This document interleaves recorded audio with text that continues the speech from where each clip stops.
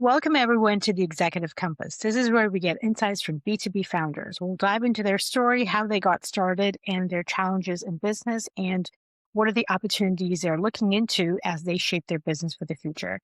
For those of you who are watching, my name is Amisha Shumankar, and I am the founder of Vector Growth Partners. And today's guest is Ted Knicker. He's a founder of Impact Paradigm Associates, and I am so glad to have this conversation with Ted today. Hey, Ted, thanks for joining us. Hi, Misha. My pleasure being here. Thank you so much Yeah, for the opportunity. absolutely. Would you mind doing a brief introduction, please? Sure. I'm Ted Knicker, and I am co-founder of Impact Paradigm Associates. As you mentioned, we are an organizational development consulting, coaching, training, facilitation firm located in the Washington, D.C. area.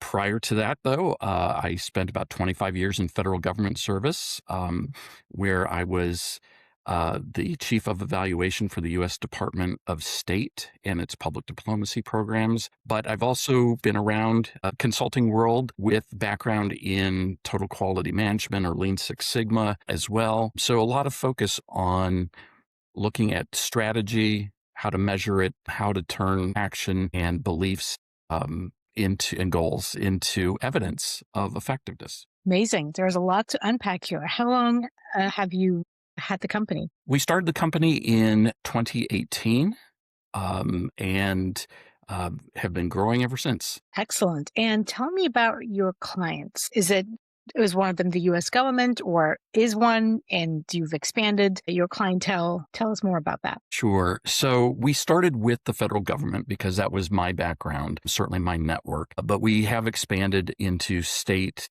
county, and local government. We also do a lot of work in the nonprofit sector and some work in the commercial sector as well.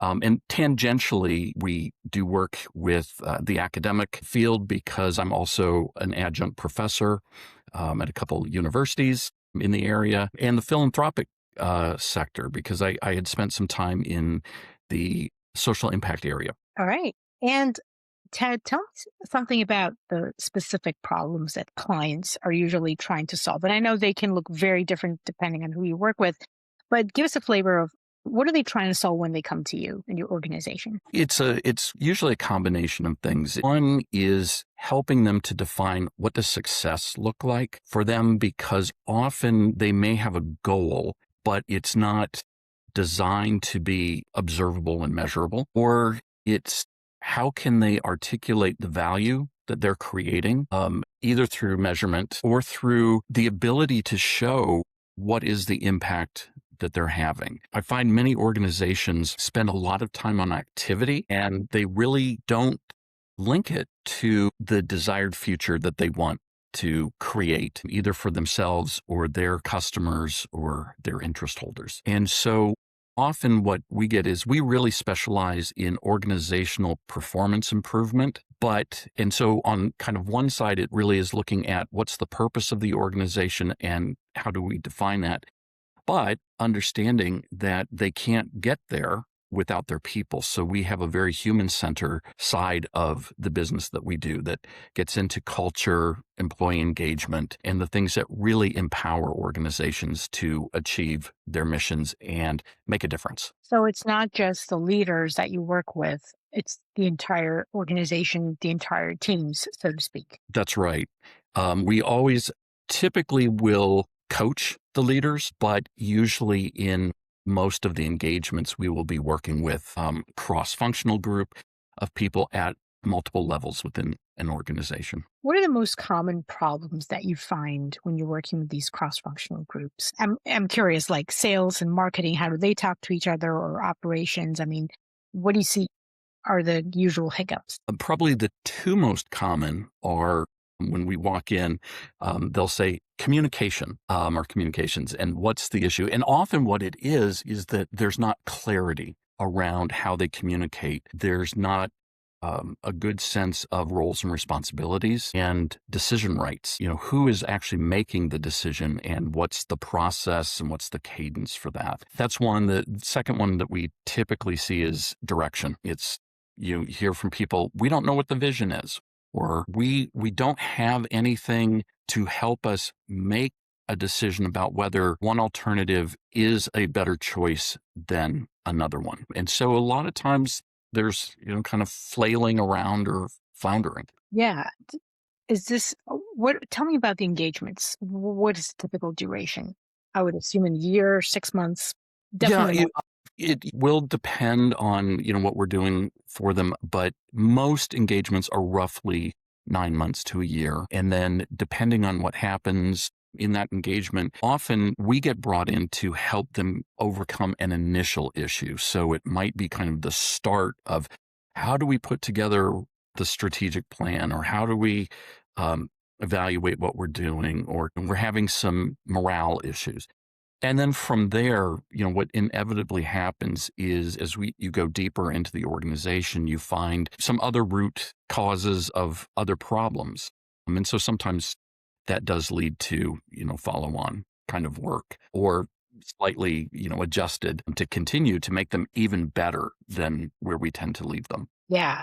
And is this you and a team full of people from the company that go in and work with the client? It is. So our operation or our business model is we are a small woman owned business, but we have a network of senior level consultants, coaches, and trainers that we can draw from. And so depending again on the size and the expertise needed, we'll bring that team together. Yeah, no, very interesting. And what are the 3 things that when you are done with a company that you worked with that they were struggling with before and, they've kind of turned around? Just any 3 things. I think it's that they first understand that they can do it themselves. We always want to lead them to be self sufficient. So, if we're helping them scale or to adjust a functional area that they have, what we want to ensure is that they understand any of the frameworks we bring. And we don't, a kind of square box of solutions. We tailor everything to what the needs and the culture of the organization are. And so we'll take those high touch consulting approaches and work with them to ensure that they have their own capacity and are comfortable with it. However, then what we also want to do is ensure that they have seen measurable difference, and that there is, and I would say the third thing is alignment between leadership and the workforce, so that there is a clear understanding of who owns what and how they'll move forward in their operations from that point. Yeah. So, Ted, would it be safe to say that a lot of your work is around change management or has elements of change management in your organization? Absolutely. So we bring in change management to any project that we have, no matter what it is.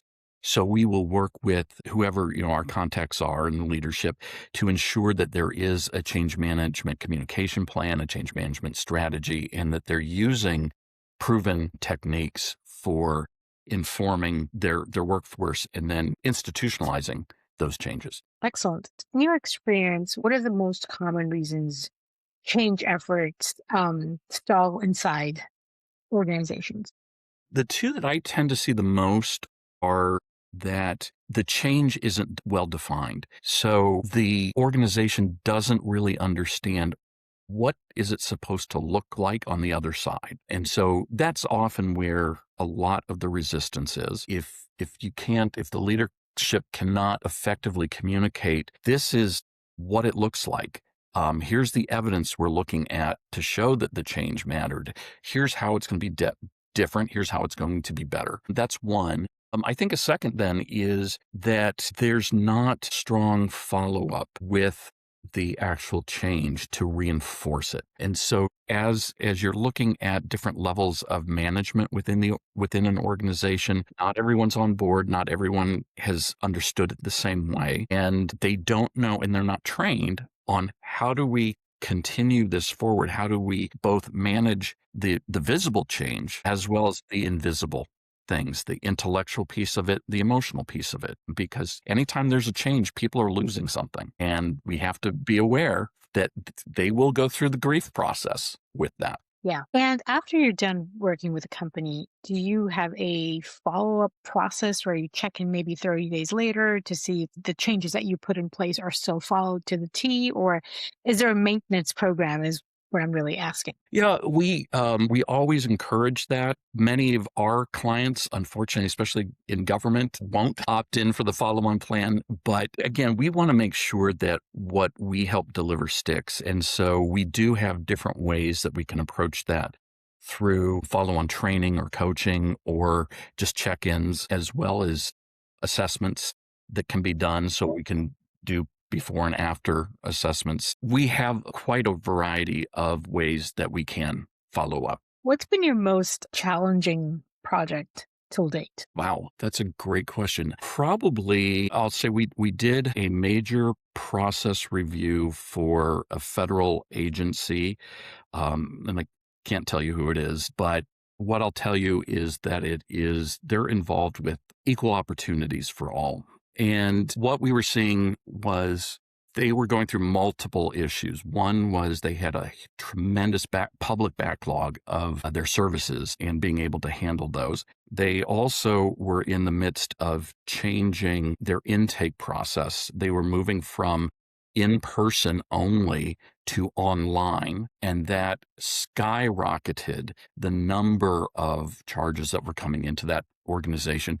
And then because they're located all across the United States, consistency in approach and interaction with their client base was not standardized or consistent. And so that was a real challenge to try to bring all of those things together, because what you're balancing is not only the results that they're trying to achieve, but budget, staffing, capability, capacity, public law, and their mission, and all of those things trying to come together to make it coherent. But I think we left them with a really good understanding of where they were and how to. Yeah. And I'd like to know on the tails of that because you work so much with the federal government and subsidiaries. How much does political policy change or just a role at large, how much does that impact whether these clients in that sector move forward with you to work, or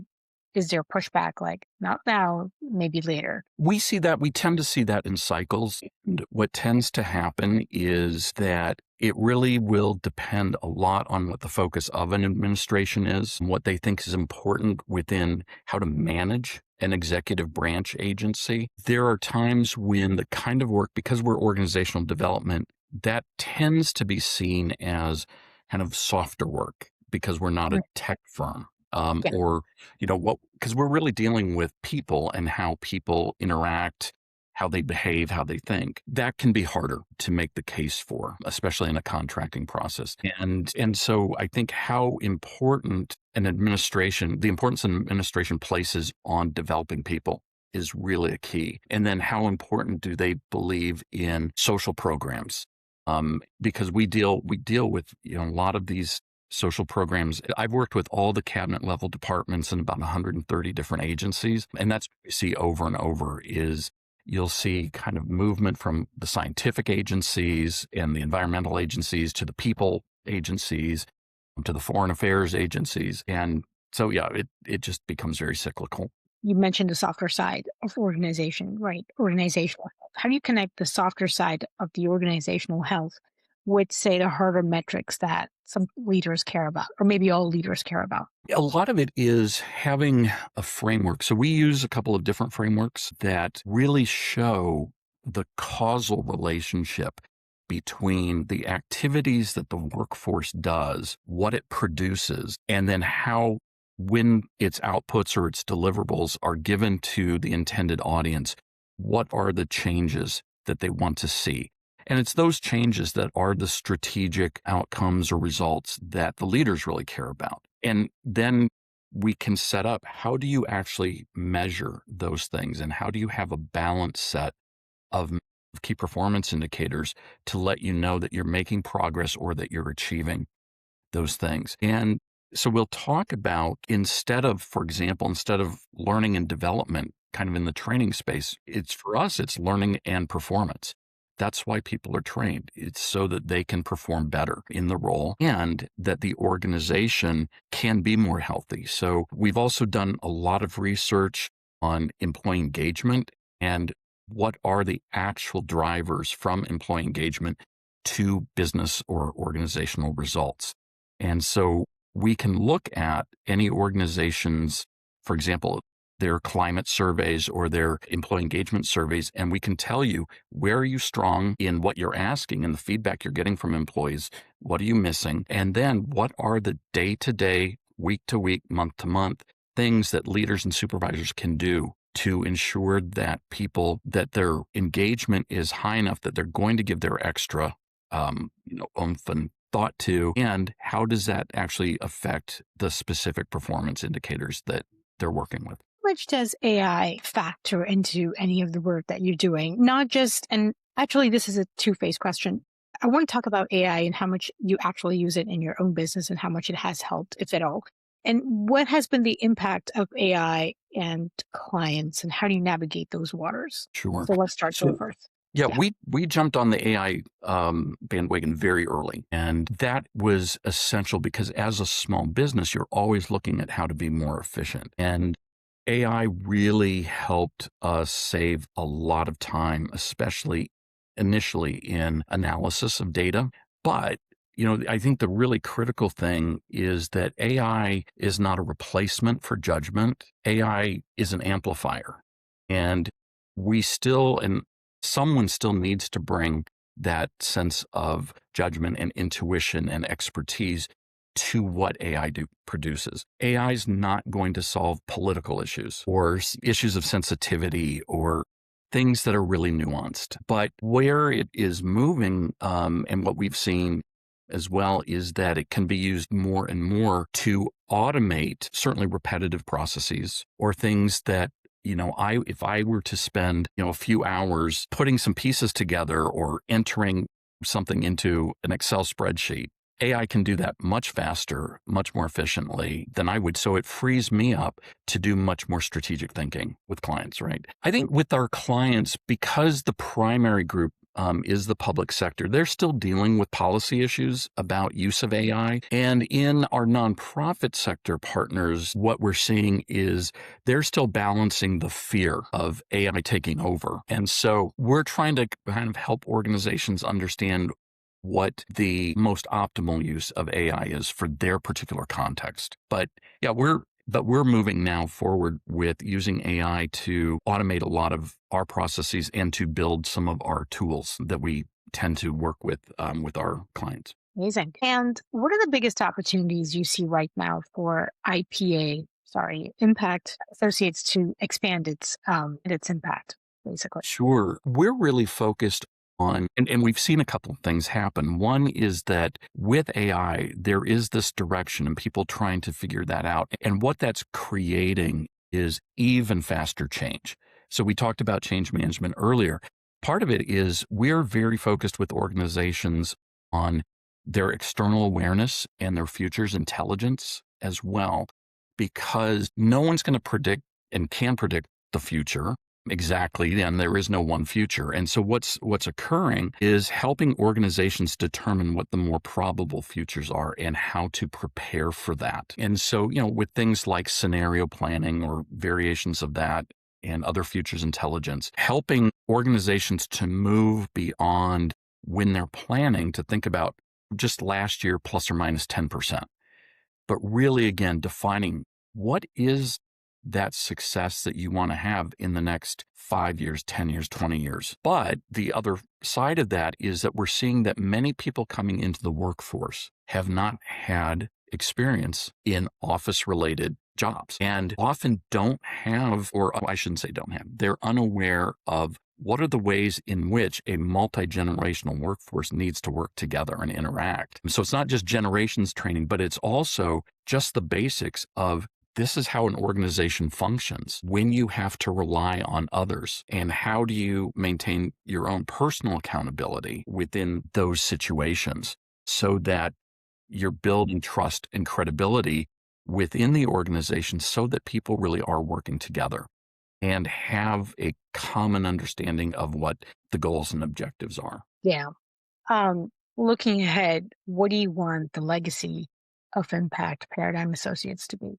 I think partly that's in our vision, and that is that we want to have the client organizations be reach their potential to make the most impact that they can for the betterment of society and community and their people. We really, really are heavily focused on ensuring that individuals and then collectively those individuals are achieving what they set out to do in, again, to be effective in a way that contributes to progress in society and being more prosperous, safe in our communities, and have improved quality of life. Ted, every business has a good problem it wants to solve.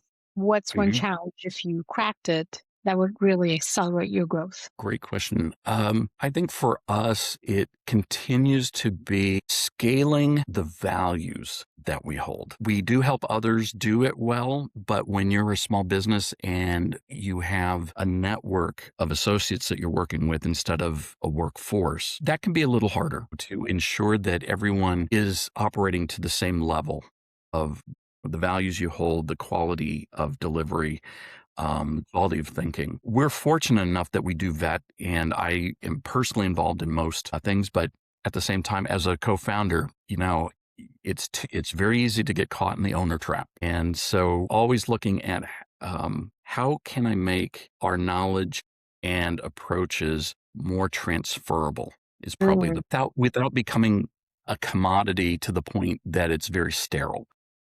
To maintain the high touch that we do. yeah. And have you taken steps towards solving that problem or solving that challenge, or where are you on that journey? We have made some efforts. So we have a set of principles that we provide all of our network associates. We're actually based on the Malcolm Baldrige performance criteria for excellence in performance. But it's ensuring that people understand that we work with. And then it is we do a mentoring ship to help pass that on.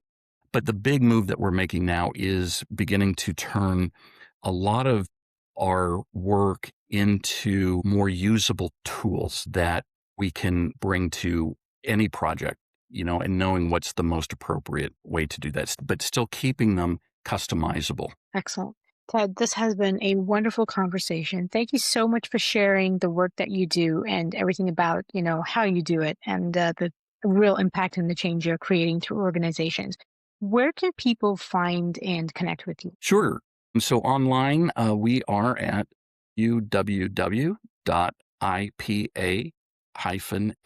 uww.ipa-llc.org, Okay. or my personal email, or my business email, I should say, Yeah, yeah.